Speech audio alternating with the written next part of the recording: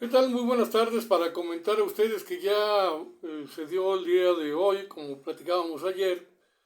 la cuestión de la Suprema Corte de Justicia de la Nación y haber descalificado, digamos, o darle palo, así lo dije, al plan verde de reforma electoral impulsado por el presidente Andrés Manuel López Obrador y que fue aprobado en la Cámara de Diputados. Hoy les decía, bueno, ayer les decía que AMLO, pues hay que esperar a ver qué diría el presidente de la República sobre este tema y dijo, pues una respuesta agradable para mi persona porque se refirió a los ministros de la Suprema Corte de Justicia de la Nación, promotores de esta eh, cuestión, de este proyecto que fue aprobado. Dice Su Alteza Serenísima y Lainez y Pérez Dayán, esto lo dijo por el desconocimiento que tenemos todos los mexicanos en relación a la vida, quiénes son los ministros de la Suprema Corte de Justicia de la Nación. Claro que él lo sabe, pero México no, la población mayoritaria no saben quiénes son estos sujetos. Entonces, pues esto motivó al presidente a manejarlos así, con este calificativo. Su Alteza Serenísima, Lainez y Pérez Dayán, criticó que actualmente no se conoce nada acerca de los ministros de la Suprema Corte de Justicia de la Nación, su trayectoria, dónde nacieron, cómo se fueron formando, a través de qué instituciones, quiénes están detrás de ellos, por lo que va a promover, así lo dijo hoy, al Poder Judicial para que la población conozca quiénes son y los elija, es decir, promoverá reforma al Poder Judicial ya de inmediato, hacia el mes de septiembre, para que la población los conozca, quiénes son, pero sobre todo que ya como se hizo en la historia de México, porque actualmente se elige por la población al presidente de la República, se elige a los diputados senadores, se elige a los gobernadores, pero a los ministros de la Suprema Corte no, nadie los conoce. Sus nombres y sus nombramientos salen del Poder Legislativo,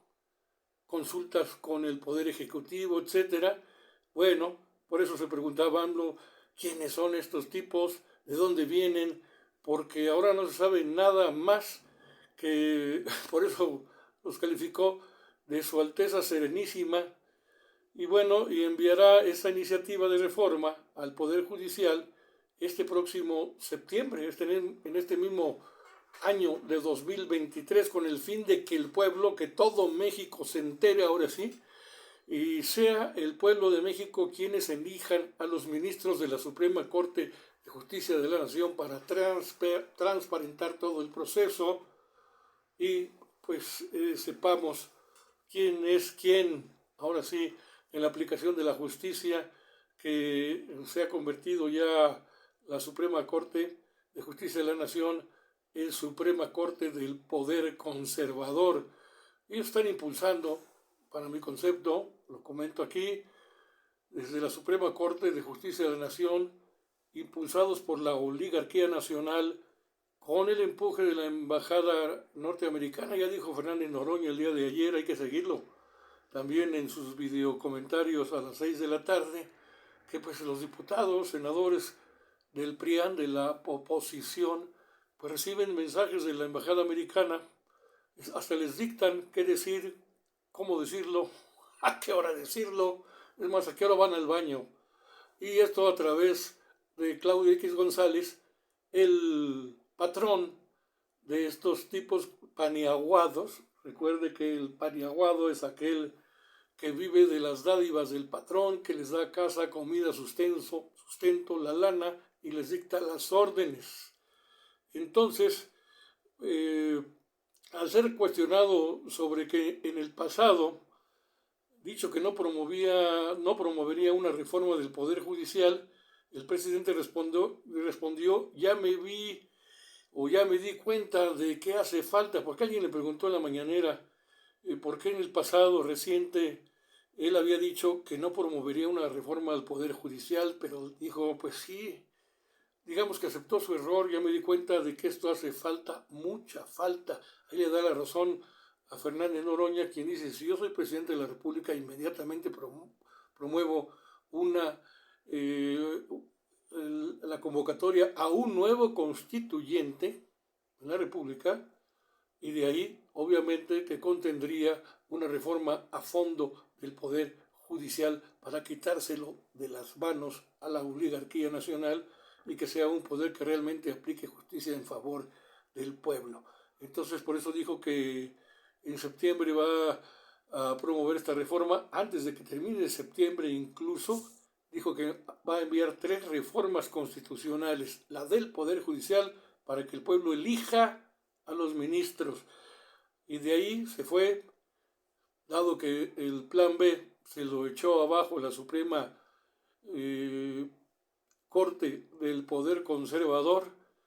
haciendo el papel del gran poder legislador, dijo, vámonos por el plan B. ¿Qué quiere decir esto? A la base, al pueblo de México, que es la fortaleza de la nación y de la cuarta transformación, y por eso volvió a pedir una avalancha de votos. Eso es lo que necesita para Morena, o más bien, pues para la cuarta transformación. Desde luego aquí sería Morena y sus aliados, con el objetivo no solo de lograr la presidencia, escuchen bien, la presidencia de la República, sino también de obtener mayoría calificada en el Congreso de la Unión. Antes se decía, pues vamos a darle la oportunidad a tal presidente, a tal candidato a la presidencia, pero no le dejemos el Congreso para que así se equilibre el poder. No, pues el poder ya lo tienen los oligarcas, la derecha, y aquí se trata de transformar a fondo la 4T, de irla a radicalizar para que sea el pueblo el que realmente tenga el poder del voto, también para elegir a los propios magistrados de la Suprema Corte o ministros de la Suprema Corte de Justicia de la Nación, que sea así realmente Suprema Corte de Justicia de la Nación. Entonces, por eso dice AMLO, no solamente hay que lograr la presidencia de la República, hay que ayudar al presidente próximo que encabeza la cuarta transformación para obtener una mayoría calificada en el Congreso de la Unión. Por hecho, adelantó que irán por, fíjese usted, la Cámara de Diputados se compone de 500 legisladores a nivel nacional, y con una mayoría simple, es decir, el 50% más 1, no se obtiene una reforma constitucional. Se tiene que lograr una mayoría calificada, como se le llama, y esto solamente se logra con 334 legisladores en la Cámara de Diputados. Que se tenga mayoría calificada en el Congreso para que se puedan hacer realmente reformas constitucionales de gran calado a fondo. Y esta mayoría calificada, ¿qué implica? Pues tener las 2/3 partes de los votos, y la Constitución solo se reforma cuando se tiene realmente esa mayoría calificada. Se necesitan 334 votos. Hay que ir por esos 334 votos en la próxima elección, y para eso se necesita, ¿qué? Pues la participación de usted, un servidor, mayoría absoluta, y ese es el plan C, que toda la gente salga a votar por el presidente de la República para la 4T, pero también garantizarle para que pueda actuar y no ocurra lo que nos está ocurriendo actualmente en México y nos vayamos a una reforma constitucional que sirva realmente a los intereses del pueblo. Por eso dice AMLO, ahí viene la C, es decir, el plan C. Eso se lo advierte la Suprema Corte de Justicia de la Nación, pero también se lo pide a los mexicanos a que le entren a esta batalla, porque no sea una batalla con las armas, sino la cuarta transformación sea una batalla, pues digamos, en relativa paz, porque estamos en guerra política. Luego de que pues, la Suprema Corte invalidó esta primera parte, falta otra del llamado Plan B de reforma electoral que aprobó en su momento el Congreso de la Unión. Dice que la Suprema Corte de Justicia de la Nación pues no tiene ya remedio, como lo estamos viendo todos, liberan criminales de cuello blanco liberan maleantes, secuestradores, extorsionadores, liberan capos de la droga por una lana. No les es suficiente con lo que ganan alrededor de 3 veces más que el presidente de la República. Pues no, eso no les satisface, quieren más. La codicia es lo que los domina. Entonces dijo que pues ya que se invalidó el plan B como un acto de prepotencia de la Suprema Corte de Justicia de la Nación, misma que señaló se dedica a proteger, como ya mencionamos, los intereses de los conservadores. Y aquí pues la situación no es tanto, pues es más bien por darle en la torre al presidente a la figura de Andrés Manuel López Obrador. No les importa nada más que eso, sin medir las consecuencias de lo que puede ser el futuro de México. Y bueno, pasando a otras cosas, para que vean lo que ha logrado el gobierno de Andrés Manuel López Obrador a través de este proyecto de la Cuarta Transformación, de un crecimiento económico con justicia social, es decir, un crecimiento económico con desarrollo social. Presumió hoy que la inflación, en los últimos datos, en México ya se redujo al 6.25% y el peso en México para los paniaguados y los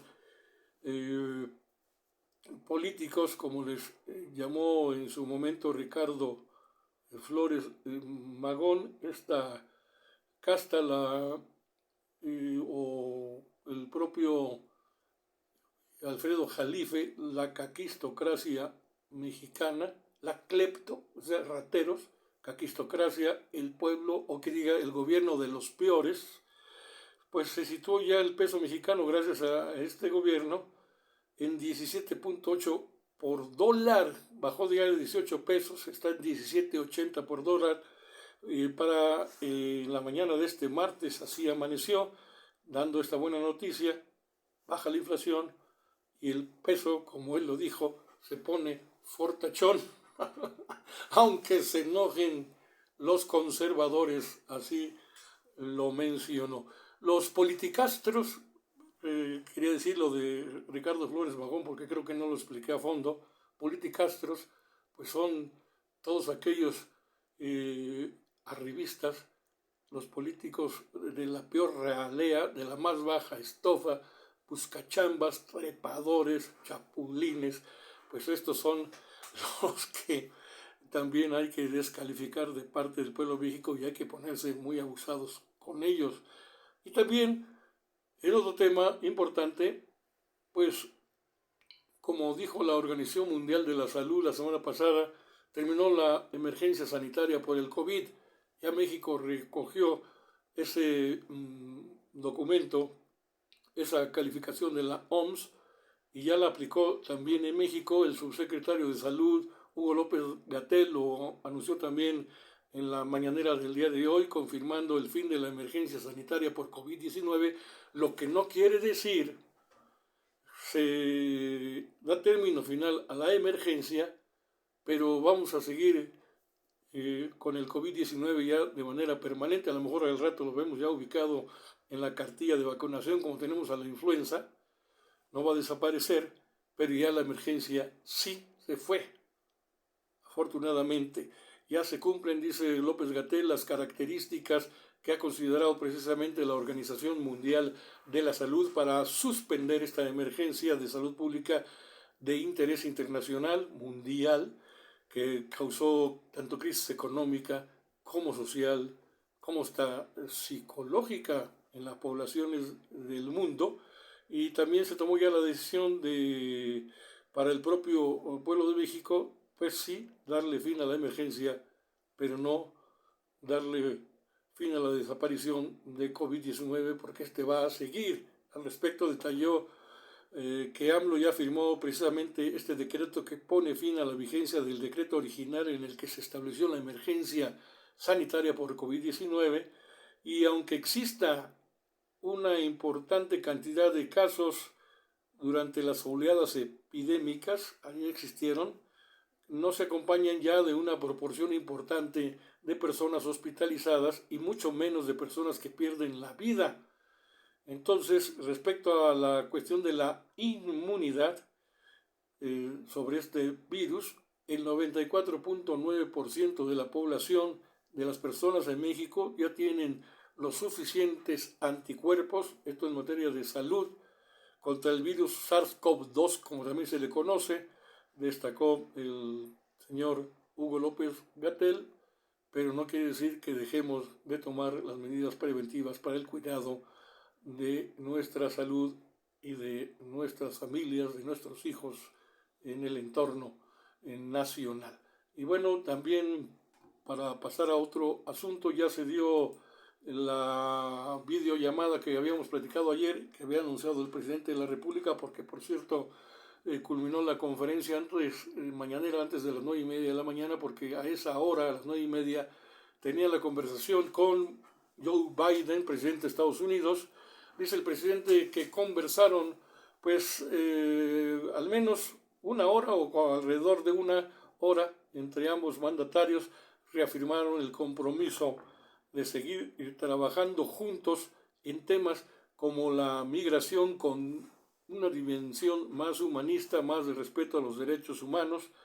el tratamiento al tráfico de drogas y armas, cooperación para combatirlo más a fondo, y sobre todo ya en el tema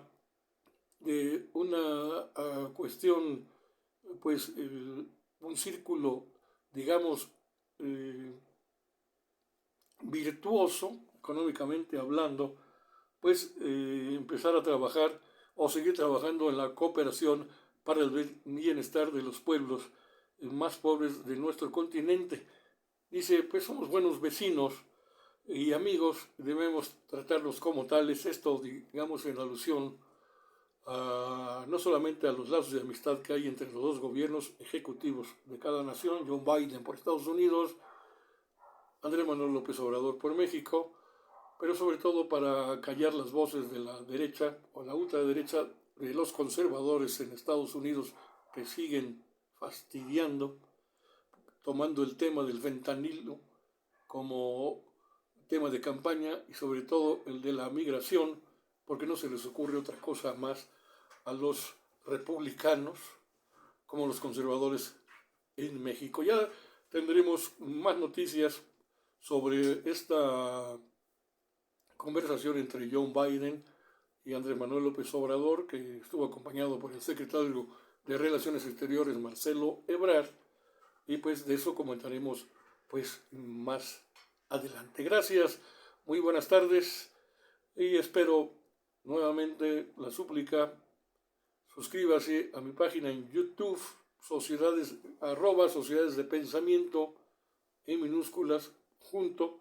Ahí déjeme un comentario, pero sobre todo suscríbase y más importante, comparta si es que fue de su interés. Gracias y muy buenas tardes, noches.